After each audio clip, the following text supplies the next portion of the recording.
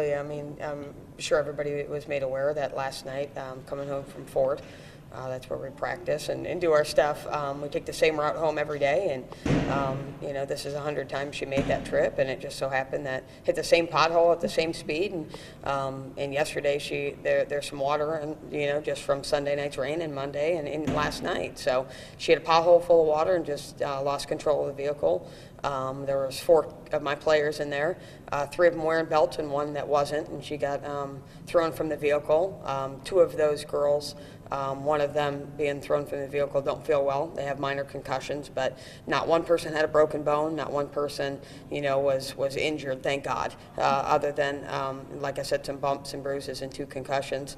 We'll probably have 2 or 3 of those girls sitting home because they have concussions and won't be unable to come with us. I want to thank the EMT and the hospital and our training staff and everybody on campus and everybody in the community who's asked about the incident and said their prayers and their regards for us, and we're just thankful today that everybody's okay. Well, it's one of those, unlike sports like football where you're playing 1 game a day, we have multiple games a week, and not that makes it any easier or any harder, but we had a meeting with our team about half an hour ago, and we lift at 4 every day. So about 3:30, we met with our team and said, hey, what doesn't kill us make us stronger, and maybe those weren't the best words, but, things happen for a reason by design, and we have to move forward from this. Now, don't mistake that with we're just going to forget what happened. We're going to, think and pray for our 3 girls that are going to be left home healing and recovering, but we don't want to, at the end of the day, there's more important things in softball, and that's coming from a softball coach who wants to win, and I'll have 2 pitchers that are going to have a rough time with that.